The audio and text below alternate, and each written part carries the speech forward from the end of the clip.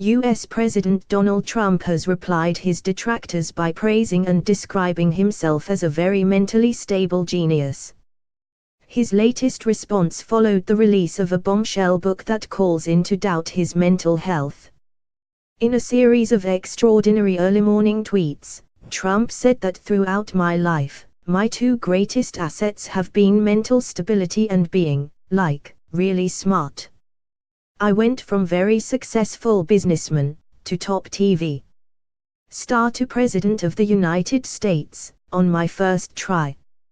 I think that would qualify as not smart, but genius, and a very stable genius at that. The White House has been pushing back forcefully against a new supposed tell-all book, Michael Wolff's Fire and Fury, Inside the Trump White House, which was rushed into stores Friday after the Trump administration failed to suppress it.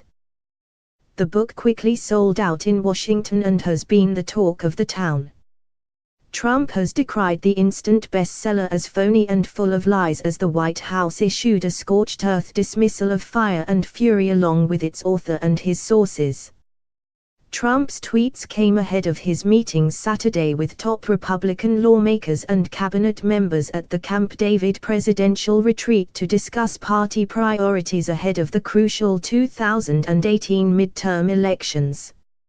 Yet the sensational details in the new book and Trump's continued defense of his mental health have wrenched attention away from policy and news of U.S. financial markets hitting all-time highs, bringing even more scrutiny over whether the U.S. leader is fit for office.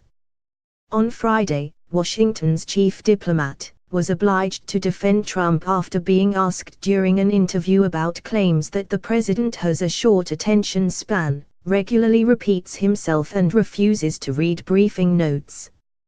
I've never questioned his mental fitness. I've had no reason to question his mental fitness, said Tillerson, whose office was last year forced to deny reports that he had referred to Trump as a moron after a national security meeting. And, even in defending Trump, the former ExxonMobil chief executive told CNN he has had to learn how to relay information to a president with a very different decision-making style. Journalist Wolff, no stranger to controversy, quotes several key Trump aides expressing doubt about Trump's ability to lead the world's largest economy and military hegemony. Let me put a marker in the sand here. 100% of the people around him question Trump's fitness for office, Wolff told NBC's Today Show. They all say he is like a child. And what they mean by that is he has a need for immediate gratification.